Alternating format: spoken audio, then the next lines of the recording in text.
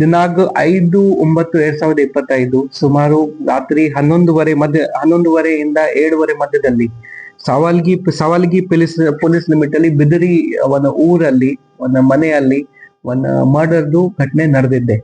ಆ ಮನೆಯಲ್ಲಿ ಅವ್ರ ತಂದೆ, ತಾಯಿ, ಅಣ್ಣ ಮತ್ತೆ ತಮ್ಮ ಇದ್ರು. ಈಗ ಆ ತಮ್ಮದು ಮದುವೆ ಆಗ್ಲಿಲ್ಲ. ತಮ್ಮಂದು ಹೆಸರು ಅನಿಲ್ ಪರಪರ ಕನಟಿ.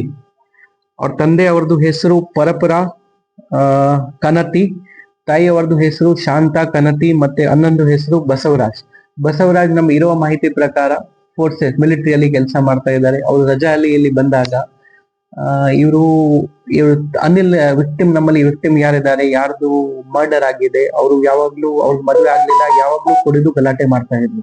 ಆ ದಿನ ರಾತ್ರಿ ಕೂಡ ಮನೆಗೆ ಬಂದಾಗ ಗಲಾಟೆ ಮಾಡಕ್ಕೆ ಸ್ಟಾರ್ಟ್ ಮಾಡಿದ್ರು.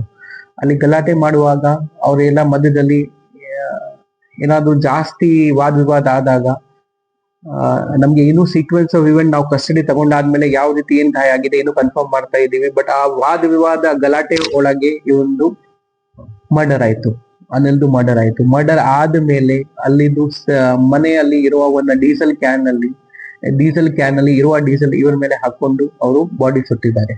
ನಮ್ಗೆ ಇನಿಷಿಯಲಿ ಕಂಪ್ಲೇಂಟ್ ಕೊಡುವಾಗ, ಪೊಲೀಸಲ್ಲಿ ಇಂಟಿಮೇಷನ್ ಕೊಡುವಾಗ ಅವರು ಈ ರೀತಿ ಕಂಪ್ಲೇಂಟ್ ಕೊಟ್ಟಿದ್ರು, ಇವನೇ ಸೆಲ್ಫ್ ಡೀಸೆಲ್ ಹಾಕಿ ಇವನೇ ಈ ತರ ಸುಸೈಡ್ ಮಾಡಿದ್ದಾನೆ.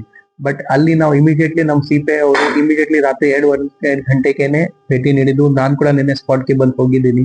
ಮತ್ತೆ ಸೈಂಟಿಫಿಕ್ ಎಕ್ಸ್ಪರ್ಟ್ಸ್ಗೆ ನಾವು ಕರೆದಿದ್ದೀವಿ, ಸೀನ್ ಆಫ್ ಕ್ರೈಮ್ ಆಫೀಸರ್ಸ್ಗೆ ಕರೆದಿದ್ದೀವಿ. ಅವರು ಯಾವುದೇ ಕಾರಣಕ್ಕೆ ಇದು ಸೆಲ್ಫ್ ಬಂಡಿಂಗ್ ಇಲ್ಲ ಅಂತ ರಿಪೋರ್ಟ್ ಕೊಟ್ಟರು. ಮತ್ತೆ ಜಾಸ್ತಿ ಹೆಚ್ಚಿನ ಇನ್ಕ್ವೈರಿ ಮಾಡುವಾಗ ಅವರು ಆರೋಪಿ ಎಲ್ಲ ಒಪ್ಪಿದ್ರು, ನಾವು ಈ ತರ ಮಾಡಿದ್ದೀವಿ. ಇನ್ನೂ ಡಿಟೇಲ್ ಇನ್ಕ್ವೈರಿ ಇನ್ನೂ ಪೆಂಡಿಂಗ್ ಇದೆ. ಅಲ್ಲಿ ಅವರದ್ದು ಅಣ್ಣನ ಹೆಂಡತಿಯಿಂದ ಕಂಪ್ಲೇಂಟ್ ತಗೊಂಡು ನಾವು 3 ಜನ ಮೇಲೆ ಮರ್ಡರ್ ಕೇಸ್ FIR ಮಾಡಿದ್ದೀವಿ. 3 ಜನಕ್ಕೆ ಅರೆಸ್ಟ್ ಕೂಡ ಮಾಡಿದ್ದೀವಿ.